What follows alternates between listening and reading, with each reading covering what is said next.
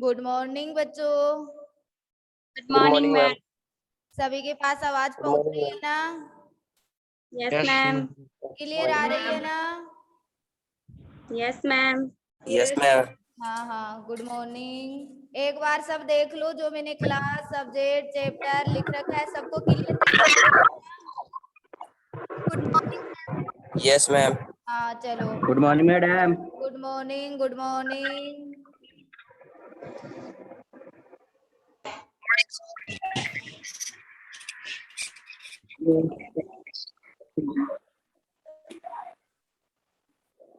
अरे बच्चों, तुम खोलते ही आपस में चैट करने लग जाते हो क्या? ये कौन चैट कर रही है? अनुष्का किसको चैट कर रही है तू? मैम मैम मैम हाँ मैम शुद्ध जल की मोलता क्या होगी?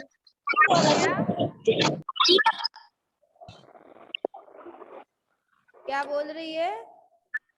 मैम शुद्ध जल की मोलता। हाँ हाँ, अभी सब ठीक हो जाएगा।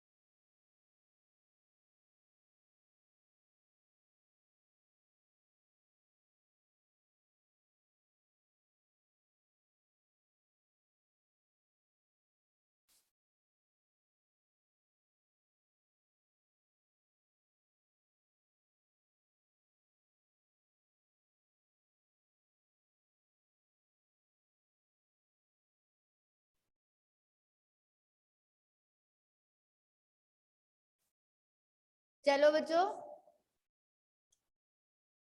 अब अपनी क्लास स्टार्ट होने जा रही है। आपने पिछली क्लास में प्रासरण व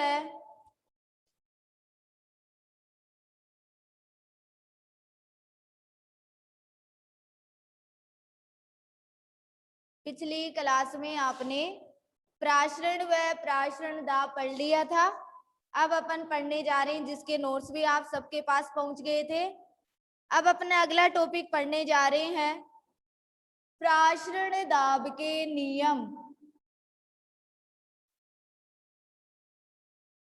प्रासरण दाब के नियम। प्रासरण दाब के नियम देखो, प्रासरण दाब के 4 नियम है, जिसमें आपका पहला नियम है वांट ऑफ बोयल नियम। वांट ऑफ बोयल नियम। बोयल नियम, चार्ल्स नियम, दाब-ताप नियम, आवोगाद्रो नियम, ये तुम 11वीं क्लास में भी द्रव की अवस्था वाले पाठ में पढ़े थे। तो प्रासरण दाब के नियम में अपना पहला नियम है वांट ऑफ बोयल नियम।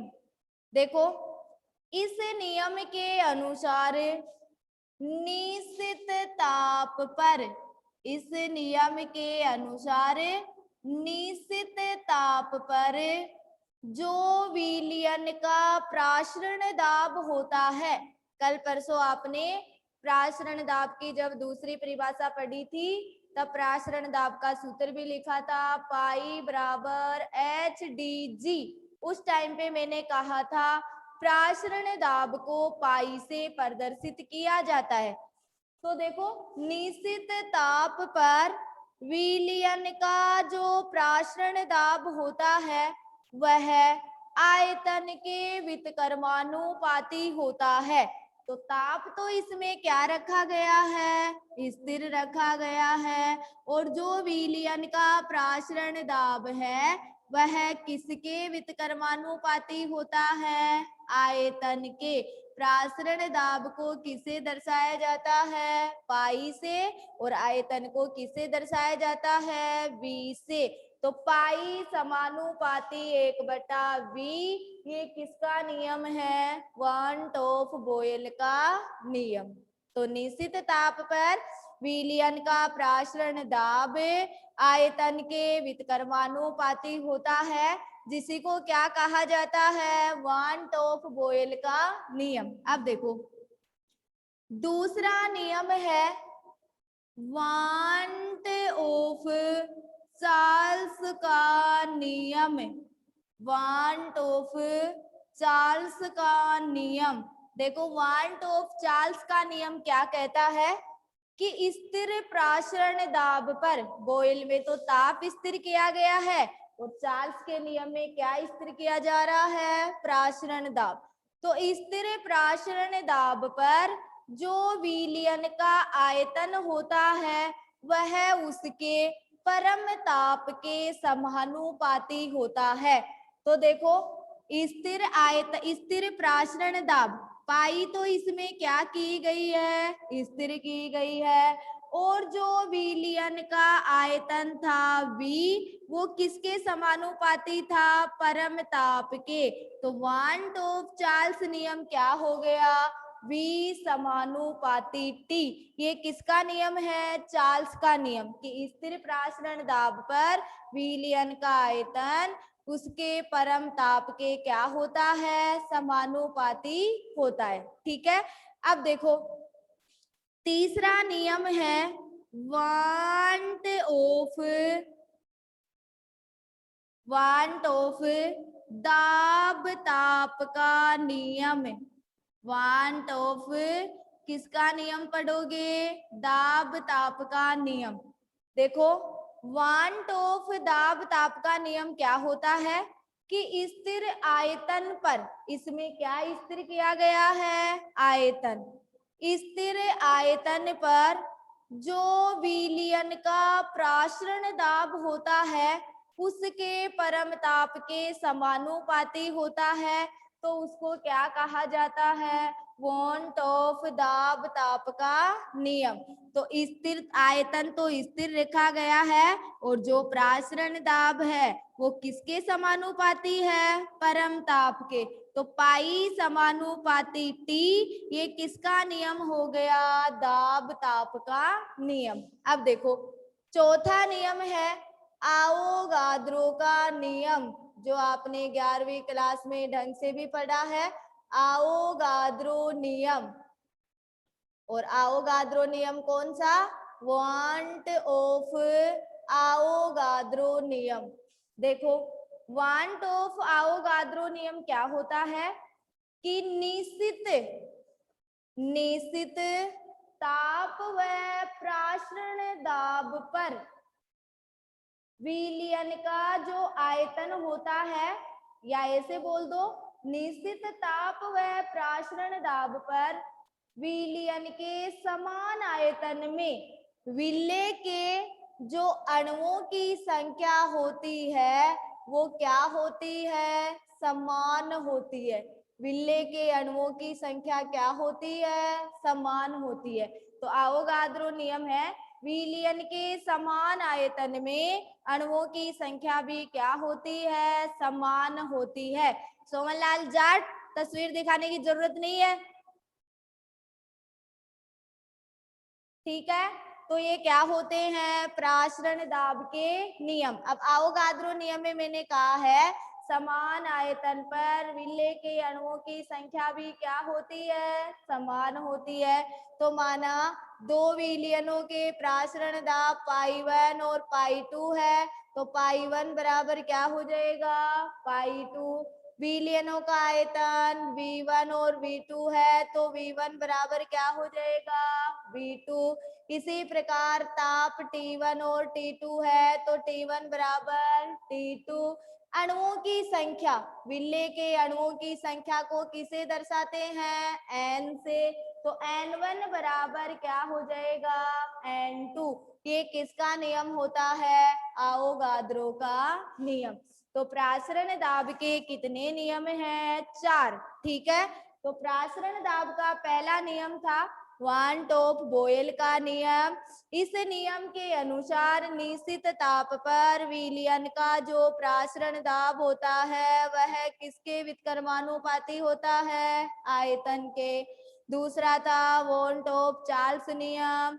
इसमें है स्थिर प्रासरण दाब पर विलयन का आयतन किसके समानुपाती होता है? परम ताप के। वन ताप दाब ताप का नियम, स्थिर आयतन पर विलयन का प्रासरण दाब किसके समानुपाती होता है? उसके परम ताप के।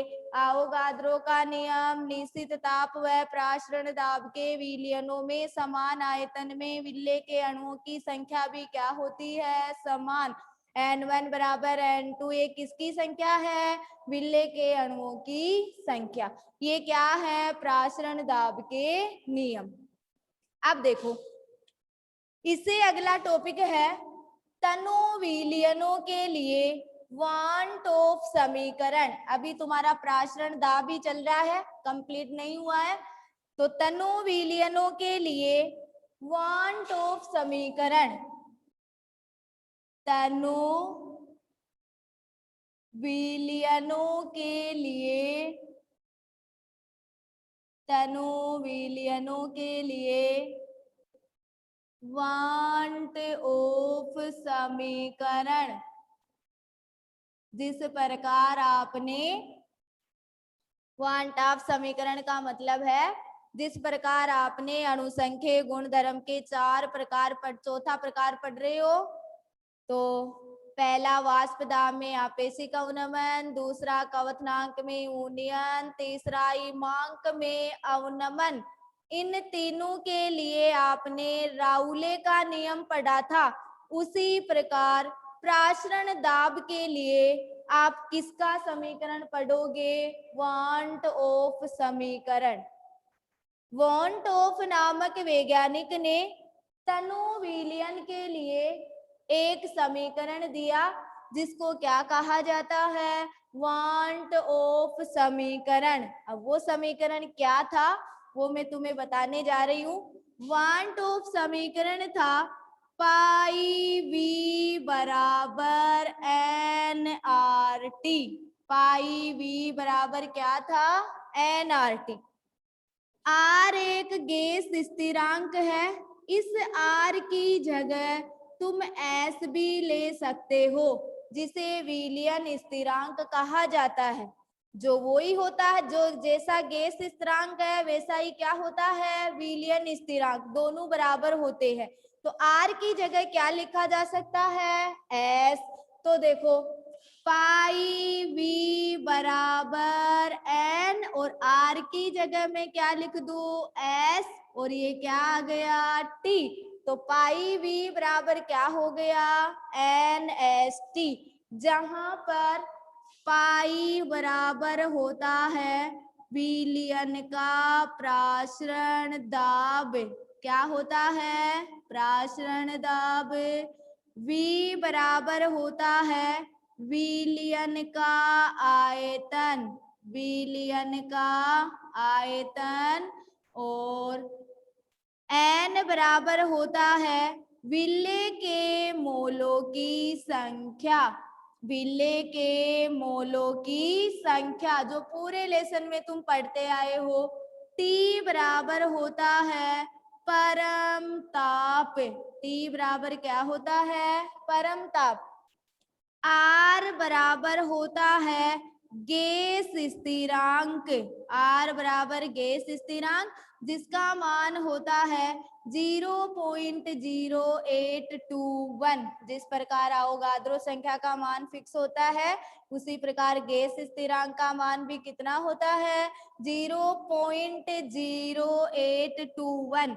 एस विलयन स्थिरांक है जो गैस स्थिरांक की तरह ही है। एस आएगा तो भी इसका मान क्या होगा? 0.0821। अब देखो, यहाँ पे मैंने पाई वी बराबर एन एस टी किया है। आगे तुम इस समीकरण को बढ़ाओगे तो पाई बराबर क्या हो जाएगा? N/V और ये क्या हो गया RT। R नहीं लिख रहे हो, S लिख रहे हो तो भी सही है, पाई बराबर NST/V। ठीक है, अब देखो ये क्या हो गया, तनु विलयनों के लिए वन टॉप समीकरण। जिस प्रकार राउले का नियम था उसी प्रकार ये क्या है, वन टॉप समीकरण। राउले का नियम आपने उन तीनों में पढ़ने के बाद में आप लास्ट में तो हर में टॉपिक किया था। जैसे वाष्प दाब पढ़ा तो वाष्प दाब में आपेक्षिक अवनमन और अवाष्पशील विलेय पदार्थ के अणुभार में संबंध ज्ञात किया। कवथनांक में उन्नयन पढ़ा तो उन दोनों में भी संबंध ज्ञात किया।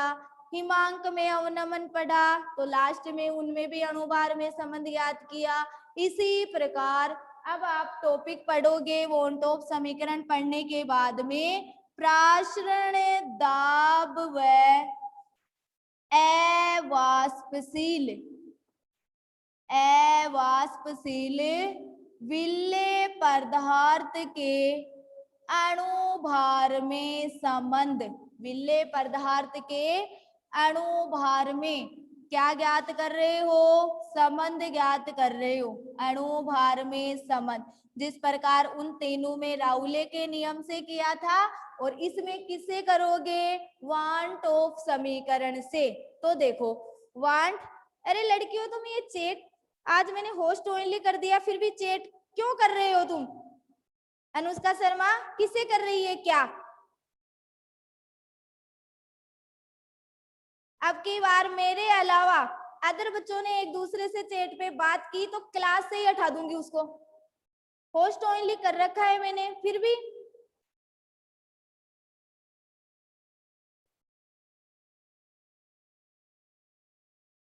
होस्ट ओनली हो रखा है फिर भी बच्चे आपस में चैट कर रहे हैं। क्लास चलते टाइम पे आपस में बच्चे एक दूसरे से कुछ भी नहीं करेंगे। सो रहा था क्या तू कि वेपर प्रेशर कंप्लीट हो गया क्या? आज पूछ रहा है, चौथा चल रहा है।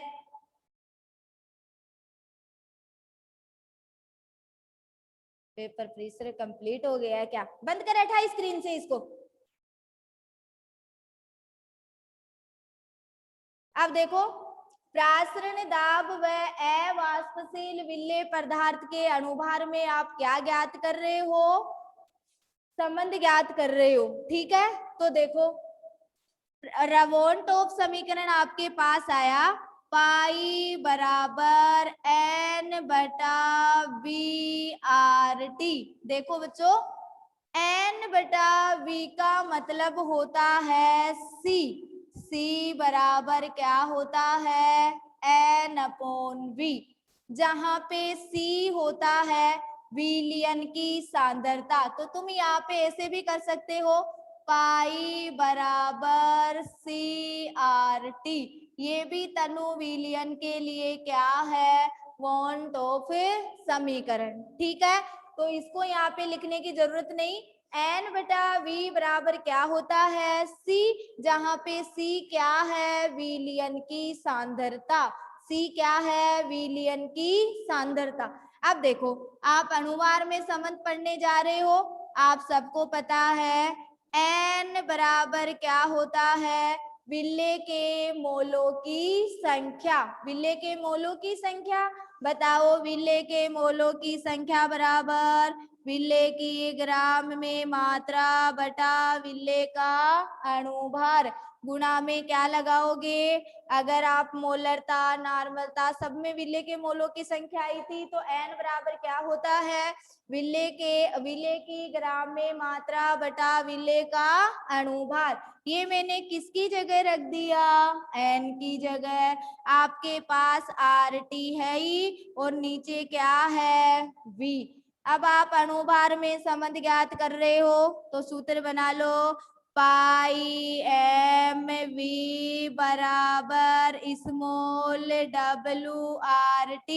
तो स्मॉल m बराबर क्या हो गया, WRT। ये स्मॉल w है, WRT बटा पाई V। ये प्रासरण दाब और अवाष्पशील विलेय पदार्थ के अणुभार में क्या ज्ञात हो गया, संबंध ज्ञात हो गया। जिस प्रकार आपने राउले के नियम से किया था उसी प्रकार यहाँ पे प्रासरण दाब के लिए किसके लिए कर रहे हो, वॉन टॉप समीकरण से। तो तनु विलयनों के लिए वॉन टॉप समीकरण क्या होता है, पाई वी बराबर एन आर टी। आर की जगह तुम क्या लिख सकते हो, एस, क्योंकि आर गैस स्थिरांक है, एस विलियन स्थिरांक है। गैस स्थिरांक के बराबर ही क्या होता है, विलियन स्थिरांक। तो पाई वी बराबर क्या हो गया, एन एस टी। पाई क्या है, प्रासरण दाब, वी क्या है, विलयन का आयतन, एन क्या है, विलेय के मोलों की संख्या, टी क्या है, परम ताप, आर क्या है, गैस स्थिरांक जिसका मान क्या होता है 0.0821।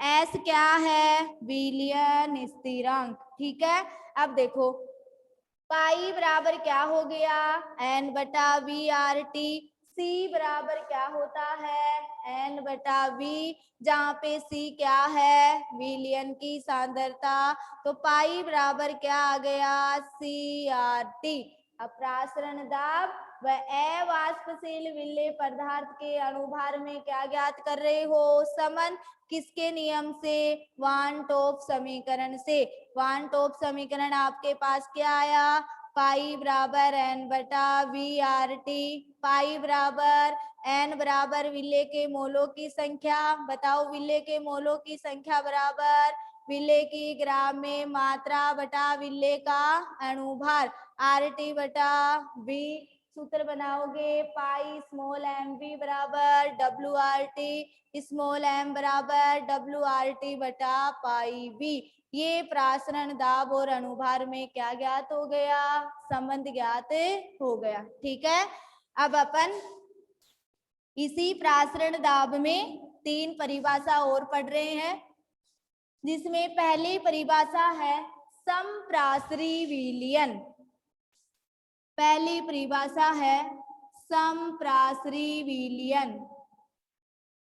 समप्रासरी विलयन एक होती है अल्प प्रासरी विलयन। अल्प प्रासरी विलयन और एक होती है अति प्रासरी विलयन। अति प्रासरी विलयन, अति प्रासरी विलयन। देखो, सम का मतलब समान, अल्प का मतलब कम और अति का मतलब ज्यादा। तो देखो समप्रासरी विलयन क्या होता है, दो विलयन आपके पास है, दोनों विलयनों का अगर प्रासरण दाब बराबर होता है तो उसे क्या कहा जाता है, समप्रासरी विलयन। दो विलयनों का प्रासरण दाब बराबर होता है तो उसे क्या बोलोगे, समप्रासरी विलयन। इस विलयन की मोलर सांद्रताएं भी क्या होती है, समान होती है। तो देखो, जैसे आप समप्रासरी विलयन में करना चाहोगे, मैंने कहा प्रासरण दाब क्या होता है, समान, और मोलर सांद्रताएं भी क्या होती है, समान होती है। अभी आपने वान टॉप समीकरण में सांद्रता को किससे दर्शाया था, सी से। तो ऐसे विलयनों की मोलर सांद्रताएं क्या होती है, समान होती है। तो देखो समप्रासरी विलयन में C1 बराबर क्या कर दोगे, C2, क्योंकि दो विलयनों की सांद्रता है। C बराबर अभी N बटा V बराबर क्या आया था, C। तो आप C की जगह क्या लिख सकते हो, N बटा V पहले विलयन के लिए, और ये कौन से विलयन के लिए आ गया, दूसरे विलयन के लिए, V1 और V2। अभी आपने सभी ने विलेय के मोलों की संख्या बराबर क्या किया था, विलेय की ग्राम में मात्रा बटा विलेय का अणुभार। तो बताओ यहाँ पे मैं क्या लिख सकती हूँ, स्मॉल w बटा स्मॉल m, तो w1 m1 और v1 बराबर क्या हो जाएगा, w2 m2 और v2। ये कौन सा विलयन होता है, समप्रासरी विलयन। कि ऐसे विलयन जिनके प्रासरण दाब समान होते हैं समप्रासरी विलयन कहलाता है। समप्रासरी विलयनों की मोलर सांद्रताएं क्या होती है, समान होती है।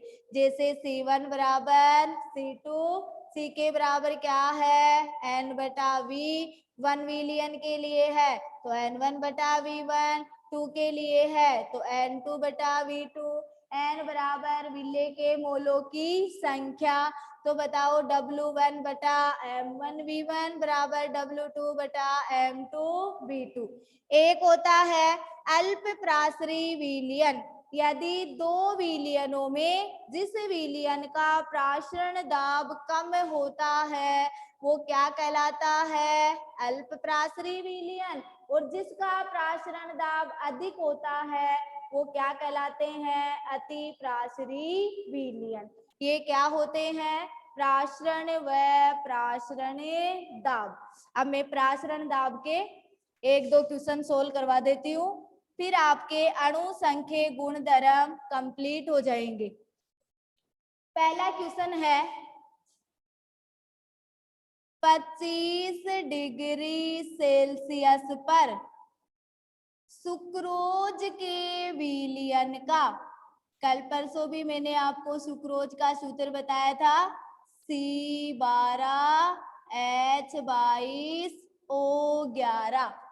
25 डिग्री सेल्सियस पर सुक्रोज के विलयन का प्रासरण दाब, सुक्रोज के विलयन का प्रासरण दाब 5 atm है।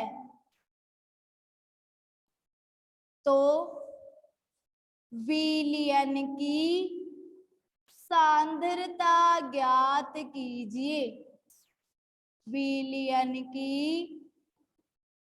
सांद्रता ज्ञात कीजिए। यदि R बराबर आपको दिया गया है 0.0821, ठीक है। सभी बच्चे अपने अपने नोटबुक में करते रहेंगे और आंसर भी बताएंगे। तो देखो 25 डिग्री सेल्सियस पर सुक्रोज के विलयन का प्रासरण दाब 5 atm है, तो विलयन की आपको क्या ज्ञात करनी है, सांद्रता। यदि R बराबर क्या दिया गया है, 0.0821। तो देखो बच्चों सबसे पहले आप सूत्र लगाओगे प्रासरण दाब। प्रासरण दाब के नियम भी पढ़ाए हैं मैंने, इसके लिए वन टॉप समीकरण भी पढ़ाए हैं जिसमें सांद्रता ज्ञात करवाया है। अभी अभी आपने सांद्रता को किससे दर्शाया था, C से। तो देखो सूत्र लगाओगे पाई V बराबर NRT, पाई बराबर N बटा VRT। तो देखो पाई बराबर N बटा V बराबर आपने क्या कर दिया था, CRT। यही क्या थी, विलयन की सांद्रता, और यही आपको क्या करवाया है, ज्ञात करवाया है। तो देखो C बराबर क्या हो जाएगा, RT upon pi, RT upon pi. तो C बराबर बोलो सॉरी C बराबर क्या हो जाएगा, पाई अपॉन RT, उल्टा लिख दिया था। बताओ प्रासरण दाब कितना दिया गया है, 5 atm दिया गया है आपको। अब देखो बटा R का मान कितना दिया गया है, 0.0821। अब ताप देखो 25 डिग्री सेल्सियस है, इसको केल्विन में चेंज करोगे तो 273 में कितना जोड़ोगे, 25। बोलो 5 और 3 8 9 2, कितना केल्विन आ गया, 298 केल्विन। इसको तुम सोल्व करोगे तो आपके पास क्या आ जाएगी, विलयन की सांद्रता। ठीक है, फटाफट इसका आंसर दो। फटाफट इसका आंसर दो।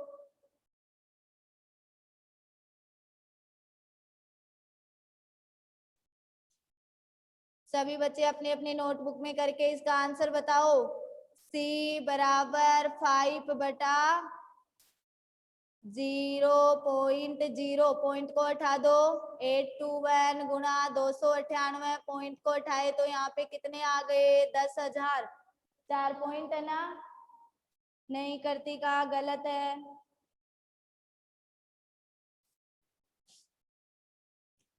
और बच्चे दो फटाफट आंसर।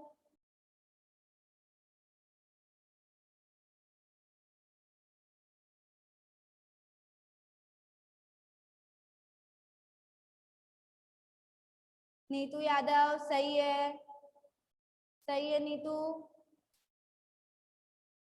हाँ आयुष बुनकर तेरा भी सही है। मोनिका प्रजापत सही है। फटाफट बताओ, 80 बच्चों में अभी 3 ही बच्चों के आंसर आए हैं। तेरा भी सही है।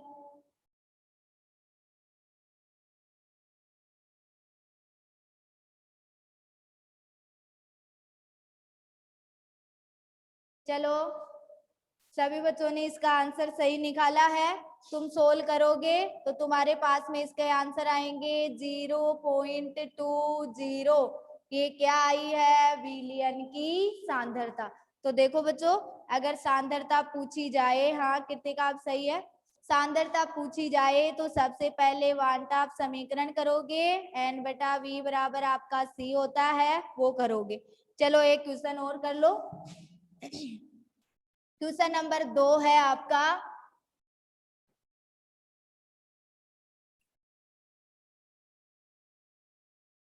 क्वेश्चन नंबर 2 है 0 डिग्री सेल्सियस पर 5% यूरिया विलयन के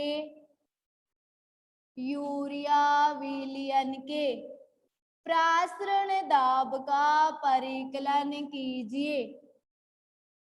प्रासरण दाब का परिकलन कीजिए।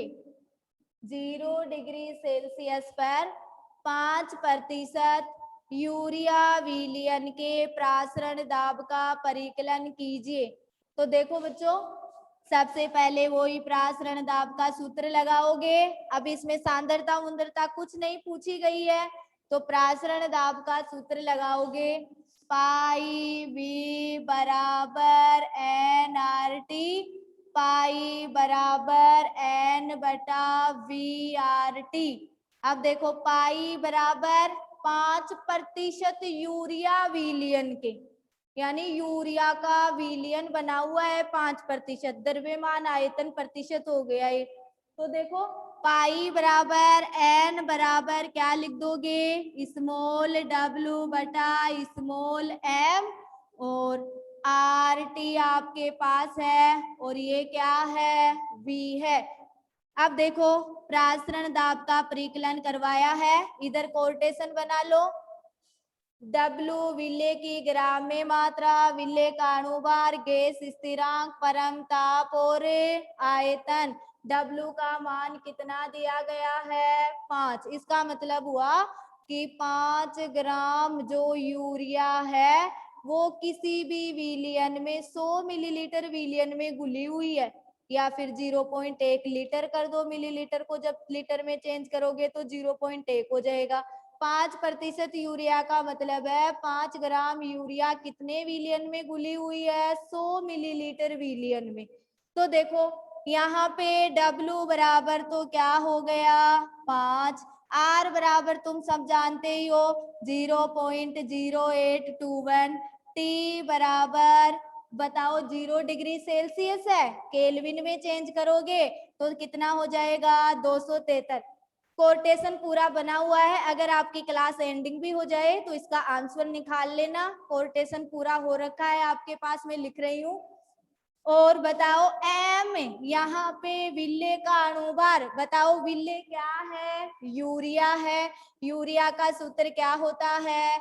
NH2CO NH2। बोलो 14 दूनी 28, 4 12 और 16, 12 और 14 और 6 कितने हुए? 20, 3 और 4 2 कितने हुए? 60। तो अणुभार कितना आ गया? 60। देखो बच्चों, अब आयतन मैंने कहा है 5 ग्राम यूरिया कितने मिलीलीटर आयतन में घुली हुई है? 100 मिलीलीटर आयतन में। इसको जब लीटर में आप चेंज करो तो 0.1 लीटर आ जाएगा। तो V बराबर कितना हुआ? 100 मिलीलीटर, अर्थात 0.1 लीटर। 0.1 लीटर रख दो ऐसे कैसे मान। बताओ W बराबर कितना आया? 5। R का मान कितना आया? 0.0821 बटा T का मान आपके पास कितना है? 273, क्योंकि 0 डिग्री सेल्सियस है। M का मान कितना? 60। V का मान कितना? 0.1। चलो सभी बच्चे सोल्व करके इसका आंसर दो, कितना आया? फटाफट सोल्व करके आंसर बताओ।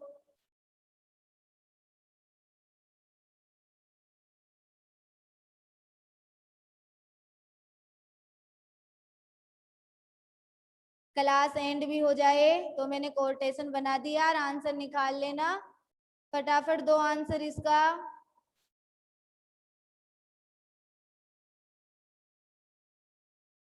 हाँ नीतू यादव बिल्कुल सही है। कृतिका 0.18, हाँ हाँ सही है। 0.18 नहीं है कृतिका, मैंने मिलीलीटर को लीटर में चेंज कर दिया। 0.1।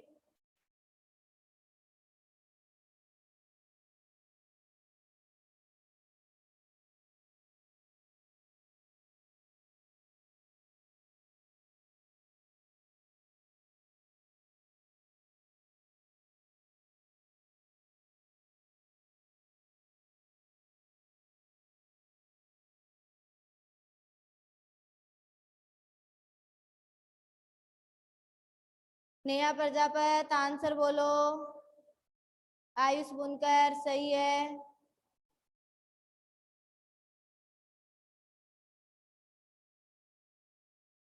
हाँ सभी बच्चों का सही आंसर आ रहा है। इसका आंसर आएगा 18.67। प्रासरण दाब का मान कितना आ गया? 18.67। ठीक है बच्चों, तो आपके अणु संख्या गुण धर्म के चारों प्रकार कंप्लीट हो गए हैं। और चारों प्रकारों के मैंने हर प्रकार के एक एक दो दो क्वेश्चन करवा दिए हैं। बाकी के क्वेश्चन तुम उनकी देखे देख सोल्व किया करो। कल अपन अगला टॉपिक पढ़ेंगे, वॉन्ट ऑफ समीकरण का नियम क्या होता है, पूरा डिटेल से पढ़ेंगे। फिर आदर्श और अनादर्श आपके 2 टॉपिक और बचे हैं इस लेसन में। फिर आपका लेसन एंडिंग हो जाएगा, फिर अपन दूसरा लेसन स्टार्ट करेंगे। तो सभी बच्चे अपने अपनी पढ़ाई जारी रखेंगे। सभी ने नोटबुक बना रखी है ना? ठीक है ना? तो ठीक है बच्चों, आज आपकी क्लास एंड हो रही है। कल नेक्स्ट क्लास में मिलेंगे अपन।